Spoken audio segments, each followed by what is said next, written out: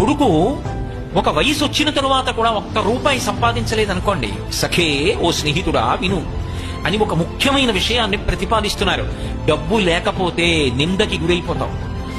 ఎంత డబ్బు అన్న ఆర్తి వద్దు, కానీ సంపాదించాలి, ప్రయత్నం ఉండాలి.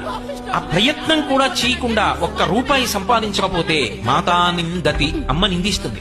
నాభినందతి పిత, తండ్రి కొడుకుని చూసి సంతోషంగా ఎరా అని ఇలా వెన్నుపాం మీద తట్టడు. అనుగచ్చతి సుత కాంతాపినా లింగతే, భార్య కూడా ప్రియమార ఆలింగనం చేసుకోదు. ఆఖరికి అర్థ ప్రార్థన శంకయాన కురుతే సల్లాపమాత్రం సుహృత్ అతను చాలా మంచి స్నేహితుడు, అతనేమి దోషభూయిష్టమైన నడవడి ఉన్నవాడు కాడు. కానీ అసమానం కనపడినప్పుడల్లా డబ్బు అడుగుతుంటే ఆయన మాత్రం ఎక్కడి నుంచి తెస్తాడు?